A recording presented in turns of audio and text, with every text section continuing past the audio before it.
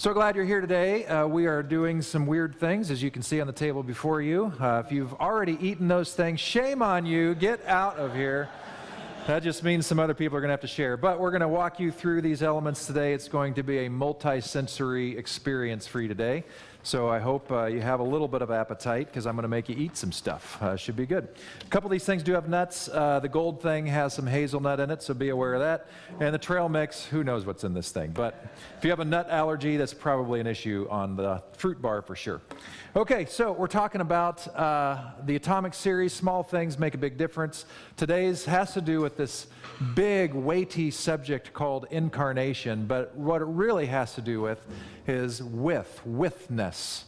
Because incarnation is living out this belief that God is truly with us at the most intimate level, even within us, already.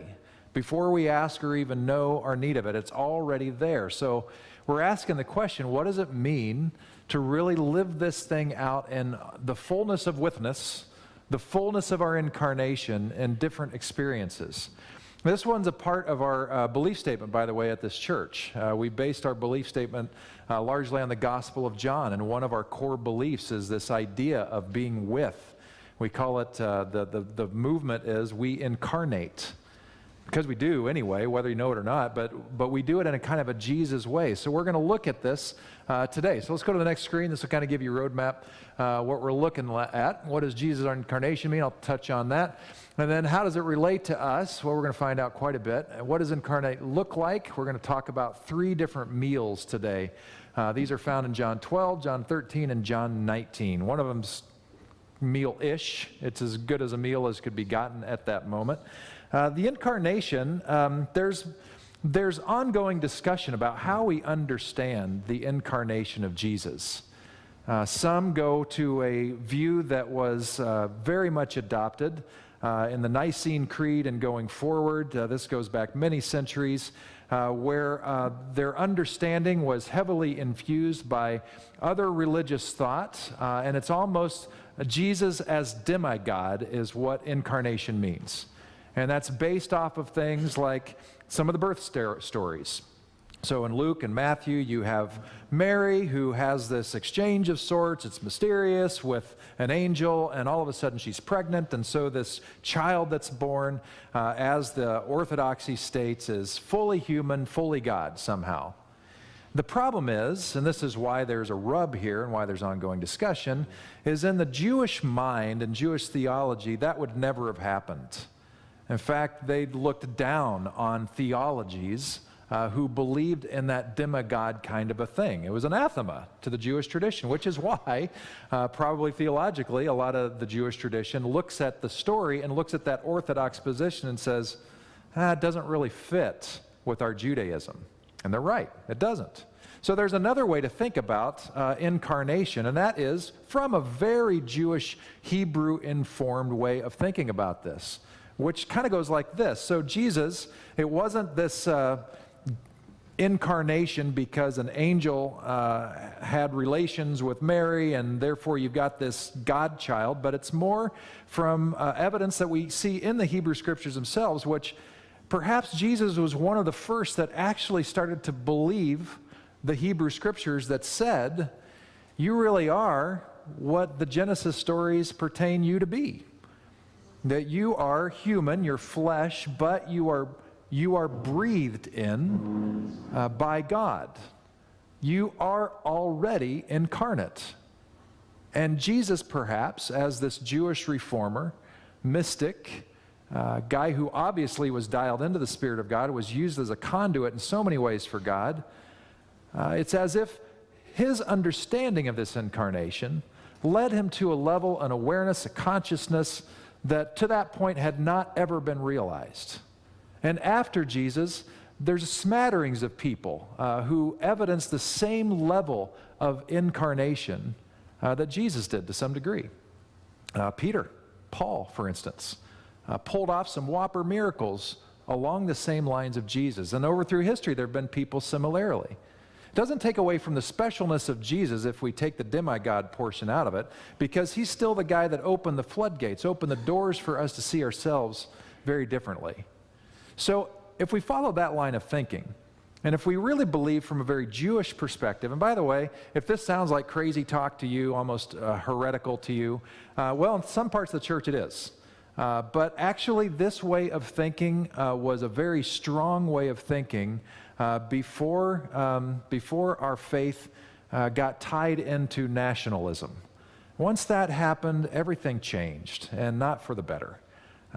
It was widespread, it went global, but at the same time, there were all kinds of strings attached, particularly on theology. But for the first few hundred years of Christianity, it was a very much more inclusive experience, very open to the presence of God in ways that had not been appreciated before. So if we are truly, as Jesus seems to imply, that we are infused with the very presence of God, if we are incarnate already, then the questions we want to look at is, how do we play that out?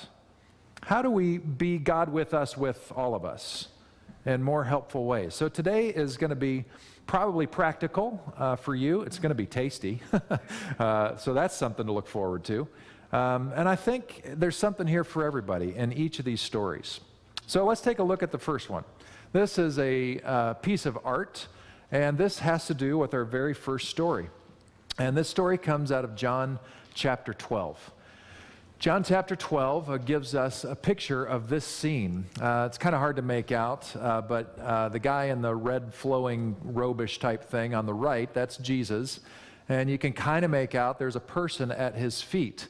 And this is the sister of Lazarus. Her name is Mary, and she's doing an audacious thing. The story goes like this. About a week before Passover, Lazarus, who Jesus raised from the dead, we looked at that story last week, he throws a dinner party for Jesus. And there are other people involved there, other disciples and so forth. The whole gang's there. And Mary and Martha are there, and Mary is so overcome with love and adoration for Jesus that she does a crazy thing. She opens up a bottle of perfume, very, very expensive perfume. And in terms of quantity, just so you have a reference point, the coffee cups that you use to fill up our free church coffee here, I think that's 12 ounces. That's how much we're talking about, 12 ounces of very expensive perfume. The essence of nard. Bruno, that probably sounds way better in French, I hope.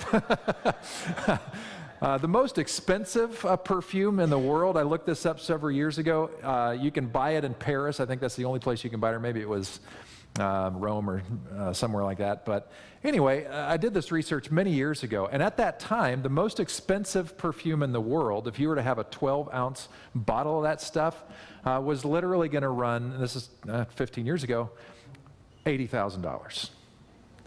And that's the kind of level you need to be thinking about with this jar of perfume that Mary opens up. She wasn't supposed to open it up. She breaks it open. She ruins this fancy vase. It's not a vase at this point, it's a vase, right? I mean, this is something of great value in and of itself. And she's dumping it on Jesus. This represents her dowry. This is her savings account. Easily totable, easily hidden, and was what she would bring to the table when it was time to get married. It was worth a lot of money, worth a year's salary. That's the level we're talking about. And she opens it up and she's pouring it on Jesus' feet. The smell is going through the room. I mean, can you imagine the kind of smell? Do you remember middle school? Anybody remember middle school? When I was in middle school, Polo, the cologne, was like just coming into fashion. And if you went to a middle school dance, the only thing you would smell is Polo because every middle school boy knew that they needed to be drenched in Polo if they're going to impress any girls at the dance. So I want you to imagine that kind of heavy aroma. You can't miss it. It's everywhere in the room. So everybody knew what was going on. Everybody knew that she just dumped her fortune on Jesus, right on his feet. And so there was one there who had an objection. His name was Judas. You're familiar with that name, probably. Not a super popular name for parents to name their kids, interestingly. Judas, the guy who was going to betray him, raises hands and throws a fit. It's like, I'm in charge of the money for our group, and I'm telling you that's a terrible waste of money, Jesus. Why, we could have sold that perfume and given it to the poor or given it to Crosswalk to repave their parking lot. Something could have been done with that money. Instead, she's wasted it on your feet. This is crazy. And at that moment, the very incarnate Jesus puts him in his place, says a statement that needs to be appreciated in its fullness. He says, Judas, you're always going to have the poor with you. You're not always going to have me. So today, we celebrate her. We elevate her. She'll be remembered throughout all time. And just savor this moment. That's essentially what he's saying. He's not saying don't take care of the poor. He's saying, yeah, take care of the poor, but right now, this moment here today, let's celebrate what's going on. Now, there are two evidences of people who are operating in their incarnation, and both are difficult for us. The first is Mary, because Mary, in her incarnation-ness, is free to express herself in a very prodigious way, a way that's unthinkable. She does something ridiculous. Because she has freed herself, she's like knows what's going on. It's like her eyes are fully open to her life, the presence of God, what Jesus has just done. She is so overwhelmed that she is finally free to say to Jesus in the most profound way she can, without being weird, I love you. I celebrate you. I thank you. I honor you.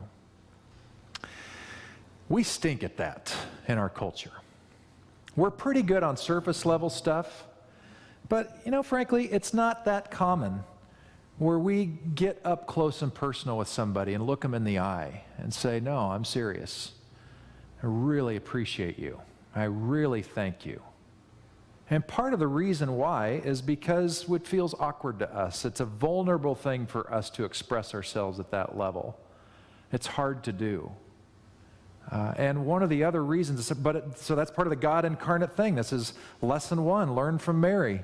Is the Spirit of God so alive in us? Are we so tapped into that we are truly free to express the most important things to the people who we need to express them with? But perhaps one of the reasons why we as a culture have a hard time expressing at this level is because of the other incarnation thing that we see evidenced in Jesus, which we struggle to do. Look at just face value what Jesus did. Jesus took it. Jesus welcomed it. He put Judas in his place, who was wanting to take the conversation in a different direction. He said, no, let's savor what she's doing. Let's breathe in a little longer and just recognize what's happening here. Not in an egocentric kind of way like, hey, everybody look at me, but in a, wow, I'm just going to accept this gift that this person has given me. We stink at that too. I stink at that. I was at a dinner party a few weeks ago, and a friend was within the company, so everybody's kind of paying attention. That's probably why I was uncomfortable. But a person was trying to give me a very kind compliment. And it was a beautiful thing that she was trying to say to me. Just saying, appreciate who you are and the lives that you touch. And you know what I did at every turn? I said, I had a yeah, but for every nice thing she was trying to say. I was like, yeah, but it really takes a team, which it does. Oh, yeah, but it's not that big of it. Yeah. I had all kinds of a reason not to accept her compliment. And I'm hemming and hawing, and she's trying really hard to say this really nice thing to me. Then finally, somebody else who was at the dinner party, because everybody's paying attention, he finally speaks up and he just says, just take the compliment already. So I shut up, and I did. Thank you, Michelle, for your very kind compliment several weeks ago. But we have a hard time with that. I don't know if it's my family of origin, German upbringing, stoicism, we didn't express a lot, uncomfortable when we hear it. But I know it is a vulnerable thing on both sides. Carrie gives me crap every week for that because she's trying to say nice things, and every time she says something nice, says, oh, you're really kind. He says, I know I'm really kind, but I'm trying to tell you something here. And that's really helpful. It is really helpful because I need help in actually believing it, and we all do. My mother-in-law, when she comes out to visit, It's clockwork. She'll come down all dressed if we're going to take her out to dinner or come to church or whatever. And I'll say, hey, Carolyn, you're looking sharp. I really like that outfit. And immediately she tells me the top 10 reasons why I shouldn't be saying such things and how she disagrees with everything I've just said about her outfit and how nice she looks that night. And, if Lee, my father-in-law, is with us, he'll just shake his head. It's the story of my life, Pete. I've been dealing with this all the time. And sometimes on occasion, my beautiful wife, has a hard time believing that I really think she's beautiful, even though she obviously is. So anyway, we have a hard time with this. So for us, perhaps the Jesus thing to learn here on what do we do with our incarnation? How do we interact in the world? We have two things to learn here that Judas didn't learn, by the way. He was out. He missed it all.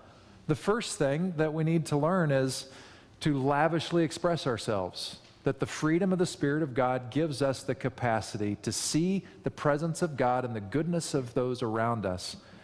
And I think we need to take license and do that more. Mary didn't know this at this point, but she wasn't going to have much time with Jesus after this dinner. It wasn't going to last much longer.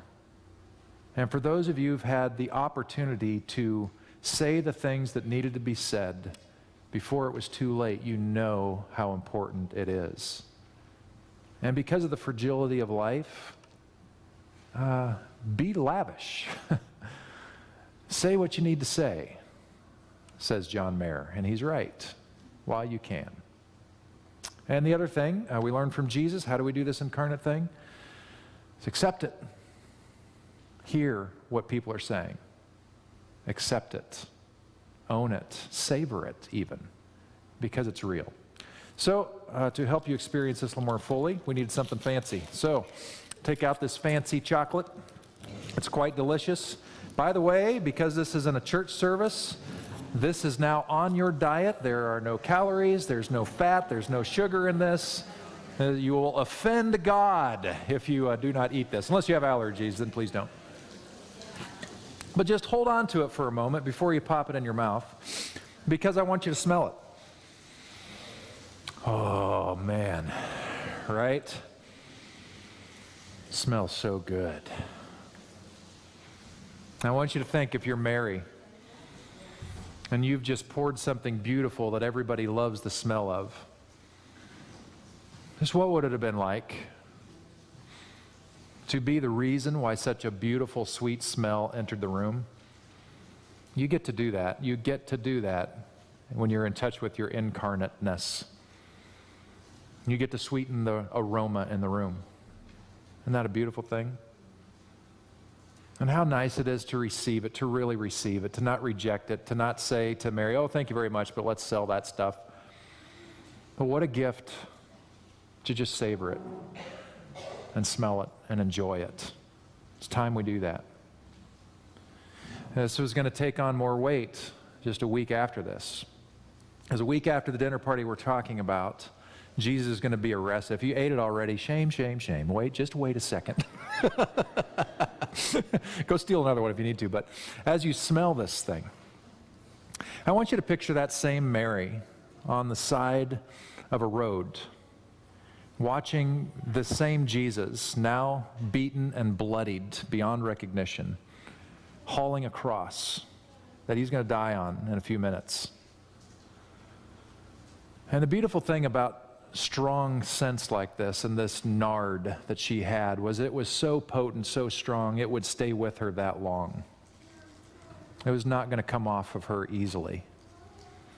So as she watched Jesus go by in his suffering, she smells this again and says to herself, I'm so glad I did what I did, because my love is still there for him. And when Jesus was hanging on the cross, his feet still smelled like that perfume. And so as he drew his last breaths, which were painful and excruciating while he was in pain, he was reminded of how deeply he was loved. So this is beautiful. This needs to be savored in the giving. It needs to be savored in the receiving. That's being incarnate. Take and eat.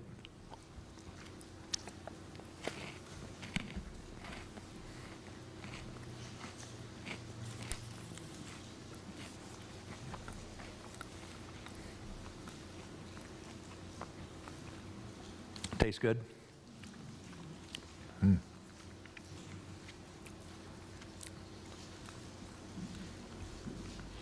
Who can you be that sweet to? Who's trying to be sweet to you that you need to accept it? All right, next story. So, next picture. This should look familiar. What's this? The Last Supper. It didn't look like that at all, but it's a nice painting. So, this shows up in John 13, and the story starts off really interesting. It's the Passover celebration. And what that means that in the city of Jerusalem, you have a few 100,000 extra people showing up to celebrate the Passover. It wasn't the biggest feast. The biggest feast was going to come 50 days after this, but it was a whopper. It was a big one. So influx of people. Everything is stretched in terms of service to those people, and all these tourists are around.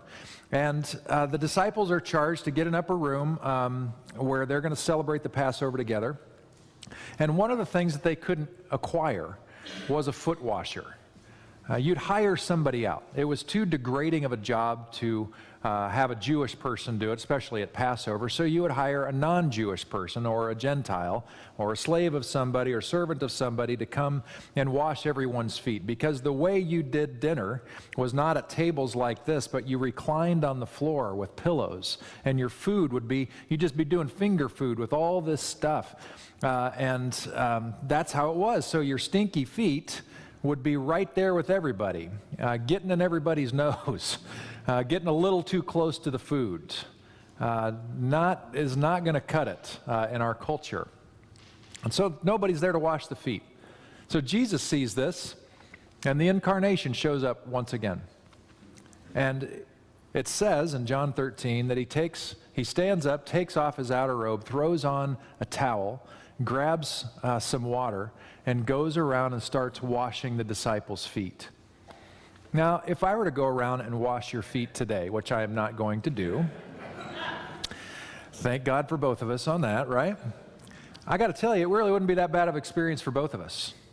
I mean, like the worst thing that would probably happen is, I might run into a little toe jam. There might be a bunion or something, or a wart, or who knows, maybe you need a pedicure, I don't know, but it's not going to be that bad because you all take care of yourselves, because we live in a culture and a time where we wear shoes, and we live in a civilized area where you're not walking through muck very often. That's not what we're talking about in this setting. The streets of Jerusalem, especially when more people are there, that means there's more goats, there's more sheep, there's more horses, there's more donkeys, there's more camels, and they're doing their thing. They're eating, they're pooping, and that poop is staying in the city streets of Jerusalem, and these guys are walking through it in their sandals. Their feet are caked, muddied with the trail they've been walking. And I just want to pause and just take that to a metaphor place. Because everybody, including you,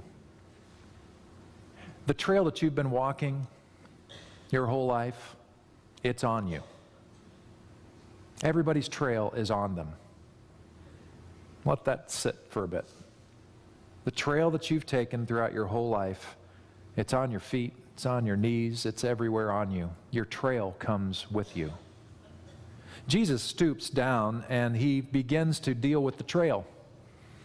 They're embarrassed by it. Peter refuses it, and then he realizes to refuse this expression of incarnation is to refuse incarnation itself. So he tries to make up for it, say, well, then wash my whole body, and kind of makes an idiot of himself, which he's prone to do. And Jesus goes ahead and washes his feet. But this is lesson number one, that he's got a crowd of rude people. Any one of them should have done this beforehand. Knowing that there's no foot washer, any one of them should have stepped up, because they wouldn't have wanted their guest of honor to do it. Any one of them should have said, we got to take care of this, so I'm going to take care of it myself. Jesus was in the company of rude people who were selfish at that moment, who were prideful. We're not going to stoop to that level.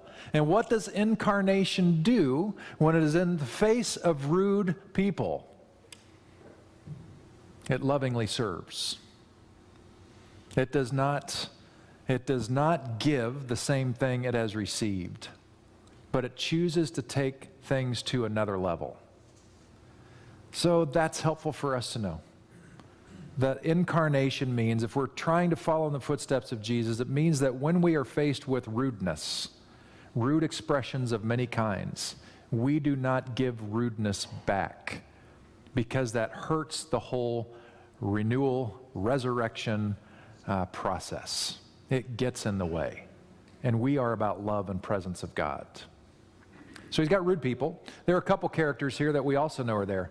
One, because John tells us right at the beginning, so we know that he's there, in case we wondered if he's already flaked out. And that's Judas, the guy who that very night is going to sell out Jesus. He's already made the plan. He knows where he's going to go. He knows how much money he's going to get just to give them a tip of where the gang is going to be so they can easily arrest Jesus. It's all done. That Judas is at that table. And Jesus washed his feet. The one he knows is going to betray him. He still chooses to operate in love. He does not stoop to the level of the betrayer. That just blows my mind. When he does communion and breaks bread and all that, Judas is a recipient of that bread and of that cup. What does that say about the lavish love of God? It says that it is there for everybody, whoever you are. That's why I love that song, Come to the Table, because it's all inclusive. It's for everyone and where they are to receive it. And there's another person at that table, a guy who claims to love Jesus more than any other, and yet that very night is going to deny even knowing him 3 times in a row before the crack of dawn, and that's Peter. Peter even makes a statement like that. Jesus, I will go to the death with you. And that's when Jesus says, in a very gentle, graceful way, oh, Pete, I know you mean that, and I know you want to mean that, but the reality is tonight you're going to go back on that, and you're going to deny knowing me 3 times. That guy's still at the table. The guy that Jesus knows is going to blow it that very night, still at the table, still there for the grace of God, still there for the incarnation. We don't fight back in that way. When we know that's coming, we don't take the jab. We don't do character assassination. We don't rip them apart. We don't call them names. We don't do any number of things that are popular in our culture right now. But it goes to the higher level. And that's what Jesus does. Jesus knows everybody's trail is on them, that everything they've walked through has led up to that moment, and Jesus chooses to lovingly serve them in all of their trail muck. So, trail mix bar. Open it up.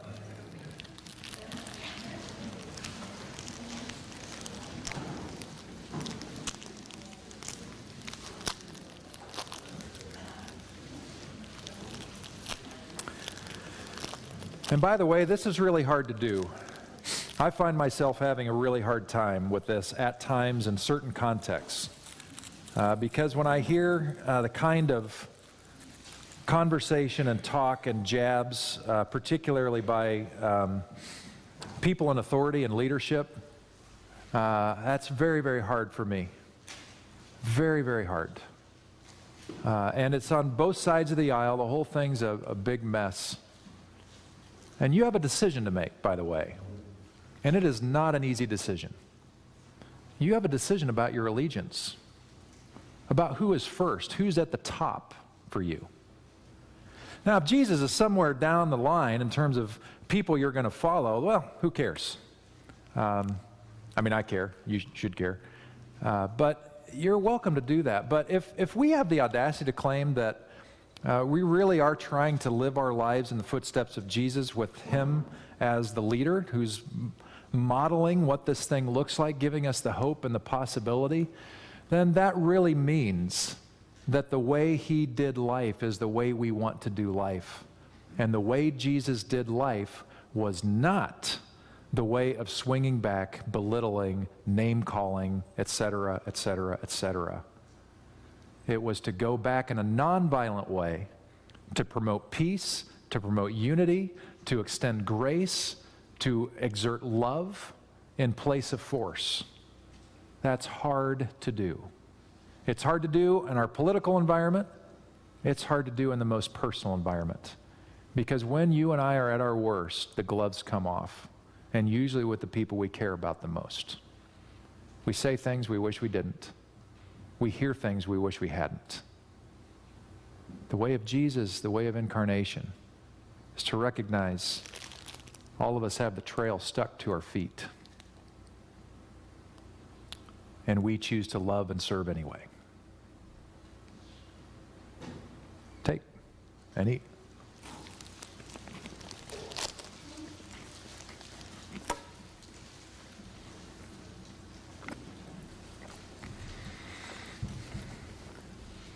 As you're chewing that trail bar, think about what trail is on your feet.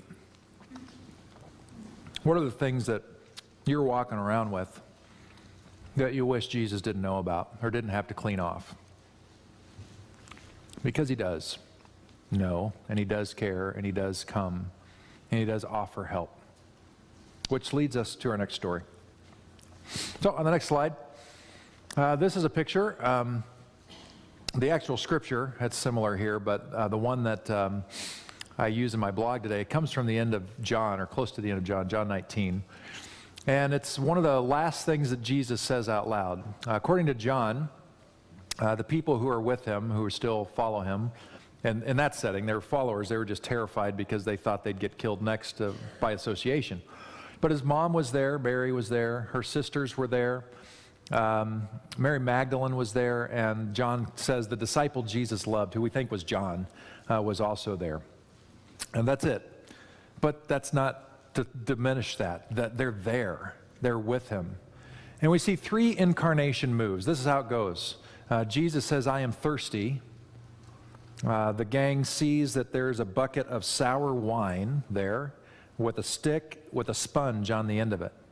And so, hearing him say, I am thirsty, they see what's before them. They soak the sponge full of this wine that's not very good, apparently, sour, and they take it and let him drink, and he drinks. And he drinks for a couple of reasons. One, he just said he's thirsty. And if you've ever been with somebody who is nearing death, that's one of the tough things, is giving them ice chips, just wetting their mouths because they feel so parched. And so some of that is happening here for Jesus. He's very close to the end. But then also, he hasn't eaten. He hasn't had anything in him. And so sour wine, even in a small quantity, is going to do what? It's going to ease the pain. So it's going to make it just a little bit more tolerable for him at his last moment, as he's breathing in still the fragrance from his feet, the nard that Mary put on. And he drinks. So there are a few things here that we need to see that I think are worthwhile and paying attention to. The first is Jesus, his favorite title, by the way, was Son of Man. Other people liked Son of God, but he liked Son of Man, as if to say, I'm every man. Meaning that we're all able to experience the kinds of things that are happening in him. And as this man's man, if you will, he did a crazy thing that men don't do. He asked for help. He expressed his need, which men don't do, because manly men are just fine on our own. We don't need anything from anybody. Right? I mean, that's how we walk around in our bravado. But look what Jesus did in his incarnateness. He didn't just say, oh, it'll be okay. He expressed what he needed. I'm really thirsty. So take note, especially you manly men, even if you're women. Ask for help when you need it. That's a very incarnate thing to do. That recognizes you are a bag of bones, you are dirt, and you have needs. You are a created being with physical, emotional, mental stuff needed. Express your need. In fact, I had lunch with a good friend this week, I think, and his life's a mess. It's getting much better. But he got himself into some trouble, and it caught up with him in a very heavy way, and it included his marriage and some things that were happening there. And I said, so what advice would you have to give anybody, from what you've been going through? The first thing out of his mouth was, he said, one of the things that I've learned through therapy and all that is I've learned that it's so important to say what I need. Because my friend didn't. He just acted like he had it all together when inside he was dying. So ask for what you need. Second thing we see here is that the people who heard him with this request did exactly what would be most helpful at the moment. They saw the bucket of wine, they saw the sponge, they saw the stick, and they immediately met his need. Think about all the things they didn't do, that aren't in print anyway. They weren't down there just saying, yeah, we all get thirsty sometimes, Jesus. I remember one time back in '06 where I was so thirsty because it was so hot outside. I'd worked all day. The last thing I wanted was more salt, but boy, I could really use a cold one then. None of that storytelling, none of that, oh, they're there, it'll be okay, it'll be fine. None of that. They just heard what he said his need was, and they actually met the need. That's a very incarnate thing to do, because the Spirit of God wants to be a part of meeting and restoring and renewing all the time. And so perhaps for you, when you hear your lesson on this particular story, this meal of sorts, is that when you hear somebody say, I have this need, maybe your incarnation thing is for you to actually respond in ways that are helpful, that actually meet the need. I'm not nailing this, by the way. I'm a human being myself, and I don't always get this right. But just because I don't always get it right doesn't mean I don't know what the right thing is to do. And so in my dirt baggy moments, I don't do this so well. In my moments where I'm more in touch with the divine within me, I do a better job of it. Our goal in life is to be tapped in more to that divine side that is within us, that we would actually do the things we know we need to do, including meeting the need in a helpful way. The final thing we see here is Jesus actually accepted the help. Again, note to manly men and women who are manly men-ish, you need to own this. Sometimes we don't articulate our need, but it's so obvious that helpful people come to our aid, and they recognize we need to help you with this. And so let go of your pride. Accept the help. Take the drink. Do what you need to do because you need it. That's a hard thing to do.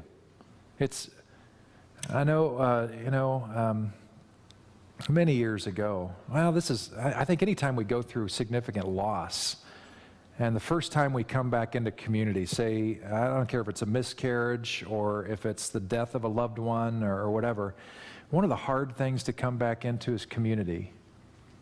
Because a community like ours, we're gonna love people, and we're gonna go up to them and say, Ken, I'm so sorry for your loss. Lori, I'm so sorry for your loss. And that's difficult to receive the love even of that kind of compassion with people. But we need to do it.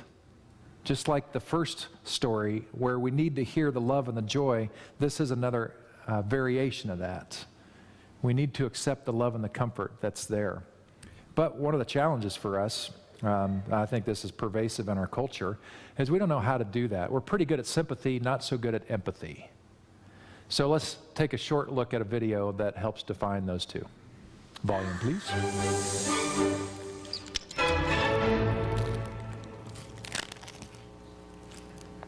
So what is empathy, and why is it very different than sympathy? Empathy fuels connection. Sympathy drives disconnection. Empathy, it's very interesting. Teresa Wiseman is a nursing scholar who studied professions, very diverse professions where empathy is relevant, and came up with 4 qualities of empathy. Perspective taking, the ability to take the perspective of another person or recognize their perspective as their truth. Staying out of judgment, not easy when you enjoy it as much as most of us do. Recognizing emotion in other people and then communicating that. Empathy is feeling with people. And to me, I always think of empathy as this kind of sacred space when someone's kind of in a deep hole and they shout out from the bottom and they say, I'm stuck, it's dark, I'm overwhelmed. And then we look and we say, hey, you can climb down. I know what it's like down here. And you're not alone. Sympathy is, ooh, it's bad, no. You want a sandwich? Empathy is a choice, and it's a vulnerable choice, because in order to connect with you, I have to connect with something in myself that knows that feeling. Rarely, if ever, does an empathic response begin with "at least." Yeah. And we do it all the time. Because you know what? Someone just shared something with us that's incredibly painful, and we're trying to silver lining it. I don't think that's a verb, but I'm using it as one. We're trying to put the silver lining around it. So, I had a miscarriage. Oh, at least you know you can get pregnant. I think my marriage is falling apart. At least you have a marriage. John's getting kicked out of school. At least Sarah is an A student. But one of the things we do sometimes in the face of very difficult conversations is we try to make things better. If I share something with you that's very difficult, I'd rather you say, I don't even know what to say right now, I'm just so glad you told me. Because the truth is, rarely can a response make something better. What makes something better is connection.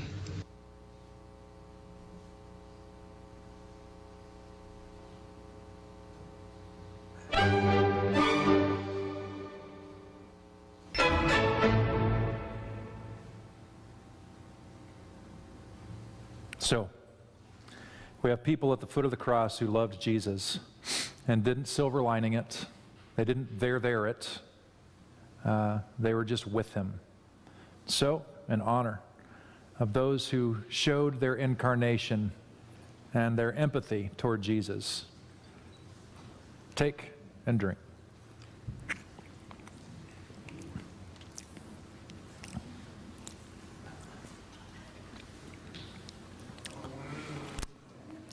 It's not wine, but it's not good either. That's on purpose, just to help you remember. So let's go to the last screen here and just wonder what is bubbling up most for you today as we've taken a look at what incarnation is about really living infused with the Spirit of God and what that means, and using Jesus as a model for what that looks like. Is the most important thing that you're walking home with today to tell the people that you care about and love that you love them and care about them and look them in the eye. Don't just say it, but hold them at the shoulders and just say it, and don't let them rebut it. Is yours to stand there and let somebody say it? Or is yours the trail mix? To realize that you have a lot of trail on your feet.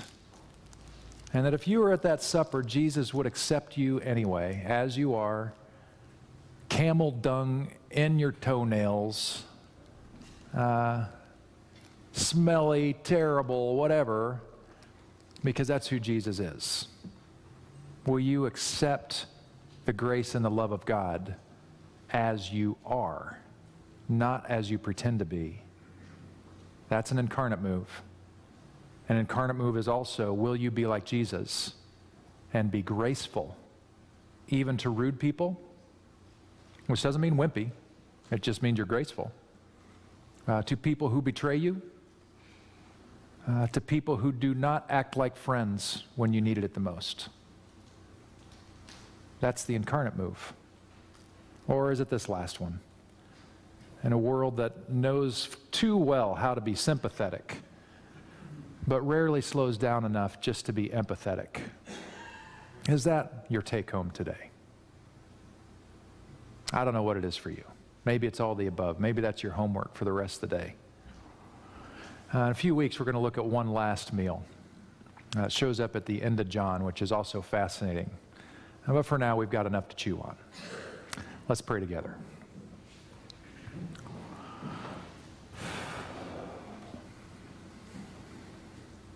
Just take a moment of quiet and try to get in touch with what do you sense the Spirit calling forth in you? If you were to say your top 2, 3 things, what do you think God is wanting you to most focus on today?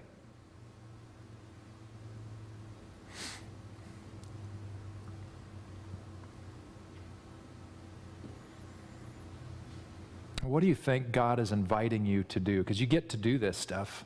It's a great privilege. You get to do this. So what get to do you sense that God's Spirit may be inviting you to do today?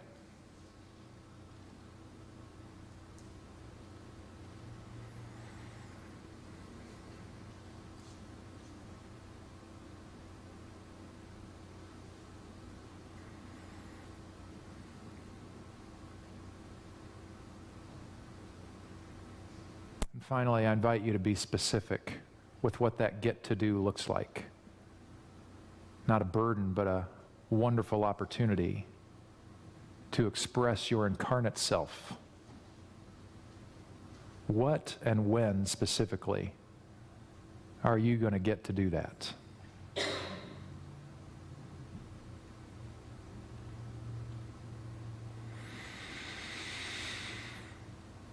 Spirit of God, you are present in this space. You're present everywhere, but we claim it and recognize it right here with us now. And we are so grateful that you accept us as we are, trail between our toes.